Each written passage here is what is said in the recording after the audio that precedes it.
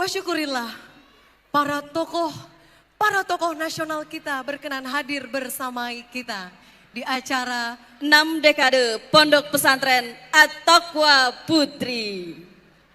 Sebelum kita berlanjut kepada agenda selanjutnya, kita akan sama-sama menyaksikan terlebih dahulu film pendek dari Pondok Pesantren At-Taqwa Putri dengan judul 6 dekade Pondok Pesantren At-Taqwa Putri. Silahkan.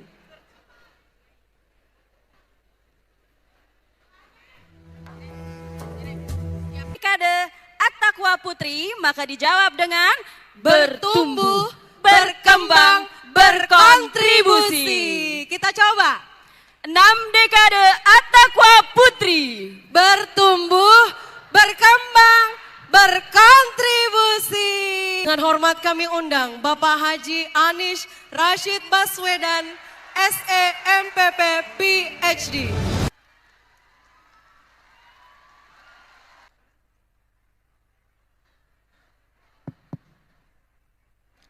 Assalamualaikum warahmatullahi wabarakatuh.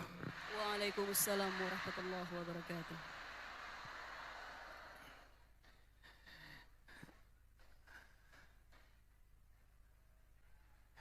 Ketika masuk ke dalam dengan Pak Menteri Agama tadi, merasakan sebuah aura yang luar biasa yang ada di dalam ruangan ini. Masya Allah, Masya Allah. Alhamdulillah, wa syukurillah, wa la hawla wa la quwata illa billah. Allahumma sholli wa sallim wa barik ala Sayyidina Muhammad wa ala alihi wa ashabihi ajmain. Rabbi shrah li sadri wa yassir li amri wa hlul 'uqdatan min lisani yafqahu qawli. Amma ba'du. Yang kami hormati, yang menjadi penjuru kita, Bapak Menteri Agama Republik Indonesia, Profesor Dr. Kiai Haji Nasaruddin Umar. Insyaallah beliau selalu diberikan kesehatan, dipanjangkan umurnya, dan terus menjadi teladan dalam kegiatan dakwah kita. Yang kami cintai, yang kami muliakan, para alim ulama, para kiai, para ustazah, wabil khusus Ketua Dewan Pembina Yayasan At-Taqwa, sekaligus pimpinan Pondok Pesantren At-Taqwa Putri, Ibu Hajah Atikah Nur Ali. Semoga beliau selalu diberikan kesehatan, panjangkan umurnya, dimudahkan dalam mengelola seluruh amanah yang diembannya. Yang kami hormati Ketua Yayasan At-Taqwa, Bapak Dr. Kiai Haji Irfan Mas'ud, dan seluruh jajaran pengurus yayasan. Yang kami muliakan, kami cintai keluarga besar, dzurriyyah dari almarhumullah Kiai Haji Nur Ali yang semua hadir di sini. Ini adalah sebuah keluarga yang luar biasa. Karena didikan dari beliau telah berkembang dan berbuah menjadi sebuah ikhtiar dakwah yang luar biasa dampaknya dan membanggakan dan patut jadi teladan bagi kita semua. Serta yang saya hormati, yang kami banggakan, para alumni dan santriwati Pondok Pesantren At-Taqwa Putri yang hadir bersama di sini. Mana suaranya? Nih, saya tanya dua nih, alumni dulu. Mana suaranya alumni? Mana suaranya santri? Keras mana tadi? Alumni apa santri? Tadi ketika masuk ke ruangan ini, langsung yang teringat dalam memori saya ini sebuah puisi yang dibuat oleh M.H. Ainun Najib tahun 87. Berjudul Lautan Jilbab. Dan kemudian puisi itu menjadi pentas teater. Di tahun 87 pada saat itu sedang ada pelarangan secara masif penggunaan jilbab. Masih ingat ya waktu itu ya? Dan kemudian muncul gerakan tak terbayangkan. Dari tahun 87 ke sekarang kira-kira 30 7 tahun kemudian lautan jilbab itu benar-benar terjadi di ruangan ini. Masya Allah. Saya merasa bersyukur, bangga bisa ikut hadir menyaksikan dari dekat gebyar 6 dekade dari Pondok Pesantren Putri At-Taqwa ini. Karena 6 dekade itu bukan perjalanan yang pendek. Dan saya merasa sangat bersyukur setiap kali ada undangan dari At-Taqwa, saya akan selalu ikhtiarkan hadir. Walaupun kadang-kadang pakai motor ya datangnya ke sana. Karena macet, waktunya mepet, ngebut pakai motor sampai ke Bekasi. Kami ingin meneruskan, alhamdulillah persahabatan orang tua kita diteruskan menjadi perjuangan bersama di generasi berikutnya. Insya Allah kita berjuang bersama terus ke depan untuk umat, untuk bangsa. Nah, para alumni, para santriwati, para pengelola yayasan saya hormati. Tapi bicara santriwati ini sebetulnya agak unik ini. Sebenarnya santri itu ya santri, kalau perempuan namanya mantri. Kalau iya betul, bahasa Sanskerta, santri itu berasal dari bahasa Sanskerta yang artinya, bahasa artinya itu cantri. Cantri adalah orang yang belajar. Proses pembelajarannya pecantrian. Perempuan namanya mantri. Jadi kalau dalam pecantrian, tempat belajar, yang laki-laki disebut cantri, yang perempuan disebut mantri. Nah cuman sekarang ini entah kenapa sudah jadi bahasa Indonesia santri, lalu yang perempuan disebutnya santriwati. Nanti kalau yang laki-laki bahasa Sanskertanya jadi mantriwan. Gitu. Ini santriwati, ini mantriwan. Tapi kembali kepada ini. Izinkan kami ikut bersyukur dan bangga. 60 tahun telah terlewati. Sebagai sebuah lembaga pendidikan, perjalanan 60 tahun ini bukan perjalanan yang singkat. Tapi pertanyaannya, Pondok Pesantren At-Taqwa Putri ini lebih panjang masa lalunya atau lebih panjang masa depannya? Lebih panjang masa lalunya atau masa depannya? Karena itu jangan sampai 60 tahun itu dipakai fokus untuk melihat ke masa lalu yang membanggakan itu. Tapi gunakan untuk melihat ke masa depan yang insya Allah akan bisa lebih membanggakan lagi. Ada kecenderungan apabila berusia panjang maka dia menceritakan masa lalunya. Lembaga pendidikan yang usianya panjang menengok ke belakang. Kita harus menengoknya ke depan. Bahkan saya sering sampaikan di dalam diskusi-diskusi, kalau usianya sudah panjang, cenderung kalender-kalendernya memasang foto-foto masa lalu. Kalau yang ditontonkan masa lalu, maka dia sudah merasa tua. Tapi kalau yang ditontonkan masa depan, maka dia masih merasa muda dan menyiapkan masa depan yang lebih baik.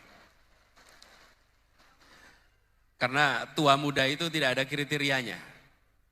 Ini juga titip untuk kita-kita yang sering dapat tugas di depan mikrofon. Ciri tua dan muda dari seorang mubalik atau mubalighat serhana. Kalau ceramahnya ceritanya dulu, dimulai dengan kata dulu, ini ciri-cirinya dai udah tua ini. Ini ciri-ciri mubalik udah tua nih. Kalau dimulai dengan kata dulu. Tapi kalau mulainya besok, ini masih muda nih.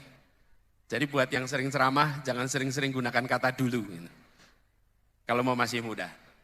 Catatan, perjalanan 60 tahun ke belakang telah menghasilkan begitu banyak alumni-alumni yang dirasakan manfaatnya oleh umat, oleh bangsa.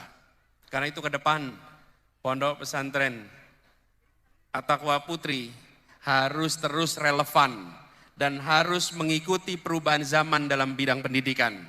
Supaya alumni-alumninya terus menjadi pemenang di masa depan. Dan itu artinya menengok kembali materi-materi yang menjadi bagian utama. Tadi kita diingatkan oleh Pak Menteri Agama, pentingnya pondasi karakter. Disitulah kekuatan yang menjadi kekuatan utama, akhlak. Ada pondasi iman, Islam, tumbuh menjadi akhlak. Ada proses pembiasaan. Pembiasaan inilah yang di dalam sebuah boarding atau di sini namanya pondok bisa dikerjakan. Karena selama 24 jam yang diajarkan dibiasakan. Dia menjadi kebiasaan. Karena jadi kebiasaan maka dia jadi budaya. Karena dia budaya maka dia memiliki efek yang amat panjang. Nah, ke depan pondasi itu jangan diubah. Tapi kita perlu tambahkan. Kita perlu tambahkan di pondok pesantren Putri, At-Taqwa Putri ini, tambahan kemampuan-kemampuan abad 21. Supaya pondok ini masih relevan.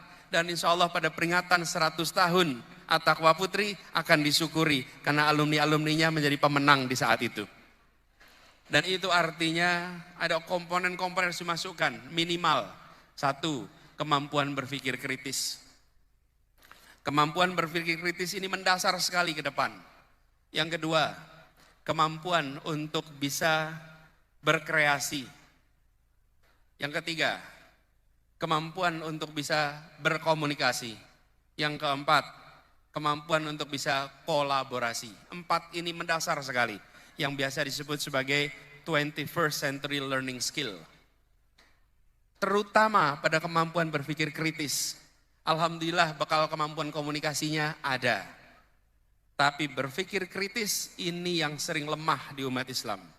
Karena kemampuan berpikir kritis inilah yang nantinya bisa berwujud pada inovasi, berwujud kepada terobosan, berwujud pada kebaruan.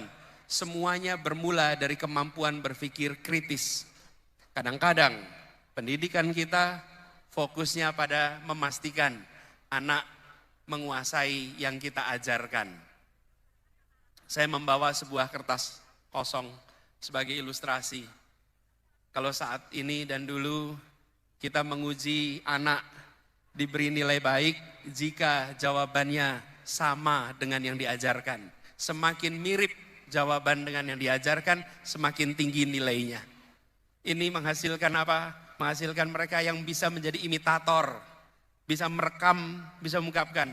Masa depan tidak dimiliki oleh yang bisa merekam, masa depan dimiliki oleh mereka yang bisa mencipta, bisa melakukan inovasi. Karena itu ujian di masa depan bukan kertas dengan pertanyaan yang berisi tulis jawaban yang paling benar. Tapi bisa jadi kertas kosong, silahkan Anda tuliskan, silahkan Anda kerjakan apapun dengan kertas ini. Nanti kerjanya akan dievaluasi, karyanya dievaluasi. Alat ini diciptakan oleh orang-orang yang mampu menghitung matematika dengan benar. Tapi pertanyaan tentang matematika, hitungan matematika dikerjakan di Sentul, dikerjakan di Bekasi, dikerjakan di Madinah, dikerjakan di New York, hasilnya sama. Masa depan bukan dimiliki oleh mereka yang bisa membuat alat ini. Tapi masa depan dimiliki oleh mereka yang bisa membuat konten di alat ini. Yang bisa membuat kreasi di alat ini. Yang bisa membuat terobosan di alat ini.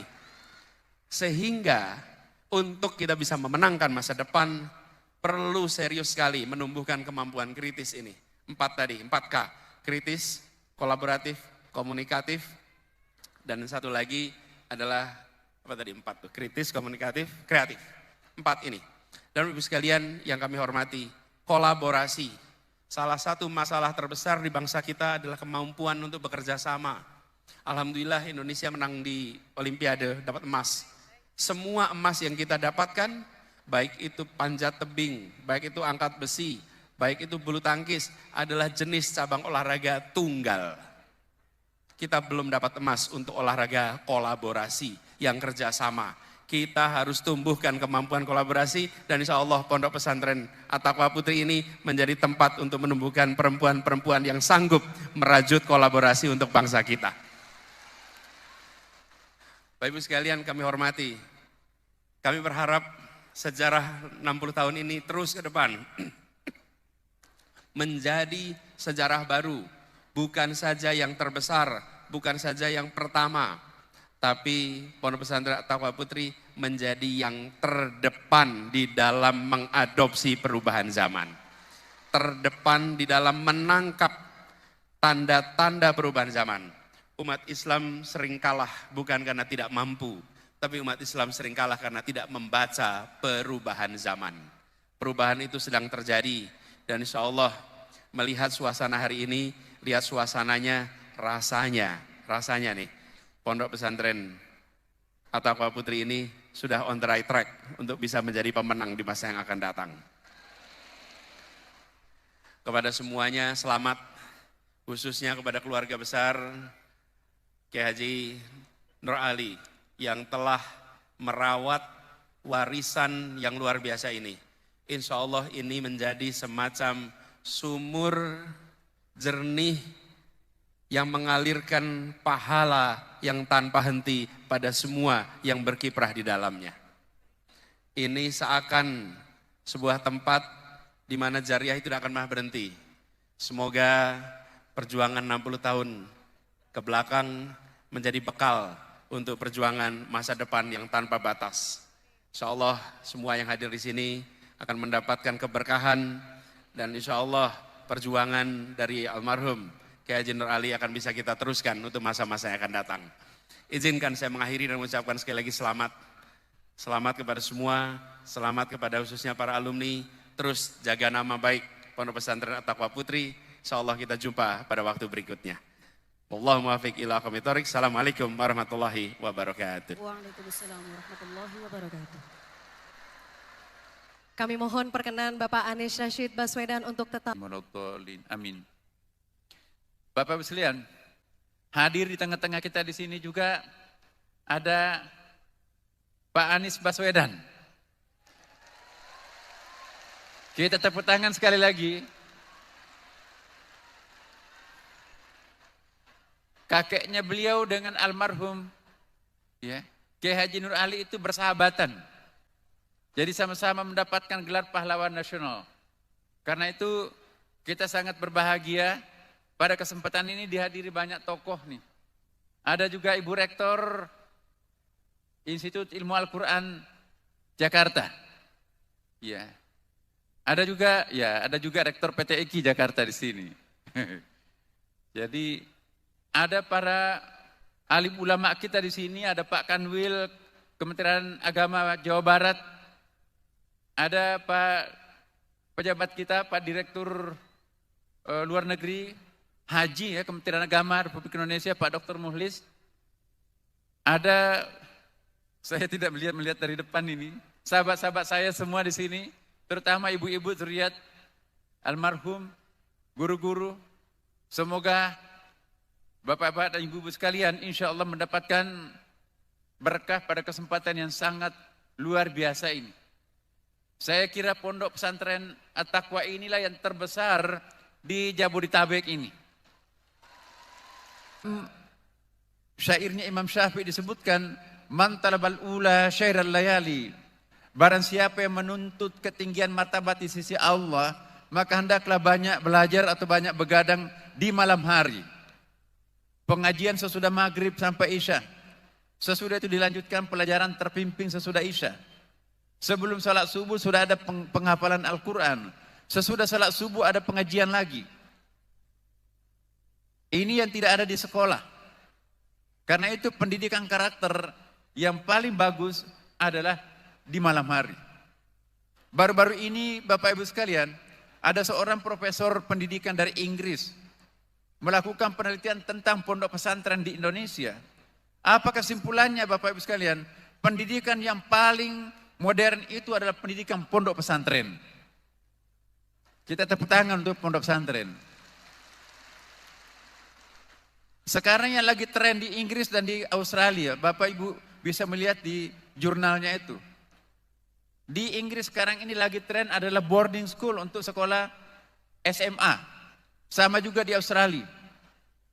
Salah satu cara untuk menciptakan suatu karakter yang ideal adalah melakukan boarding school untuk usia paling stage, usia masa remaja. Ini yang sedang tren. Rusaknya anak-anak kita itu antara sekolah dengan rumah. Nah di situ ada perjalanan dan di situ kadang-kadang anak-anak kita tercemari oleh budaya-budaya lain. Nah kalau anak-anak itu diboardingkan kata beliau, itu justru akan menciptakan suatu karakter yang konsisten untuk pembinaan remaja. Di Amerika Serikat juga tren 5 tahun terakhir ini adalah melakukan apa yang biasa kita sebut sebagai pendidikan di dalam rumah, homeschooling. Jadi anak-anak itu disekolahkan di rumahnya sendiri dengan memanggil guru-guru privatnya. Dan persentasenya itu semakin tahun semakin meningkat. Kenapa? Karena sekolah sekarang ini ternyata juga memberikan kontribusi yang tidak selamanya positif untuk anak-anak kita. Apalagi sekolah-sekolah yang tidak teratur pembelajarannya, itu digunakan anak-anak untuk melakukan kegiatan-kegiatan yang sifatnya tidak mendidik malah. Makanya itu, tren di Amerika adalah homeschooling, tren di Inggris, Eropa, dan Australia adalah boarding school, dan di Indonesia adalah pondok pesantren. Jumlah pondok pesantren di Indonesia, Bapak Ibu sekalian, semakin berkembang. Data terakhir kita itu adalah 42.000 pondok pesantren di seluruh Indonesia sekarang ini. Akan tetapi yang seperti dengan pondok pesantren At-Taqwa itu masih sangat sedikit. Pondok pesantren At-Taqwa seperti piramid bagian atas tuh. Nah, kita berharap pondok pesantren yang lain juga bisa meniru pola-pola yang dikembangkan di pondok pesantren At-Taqwa.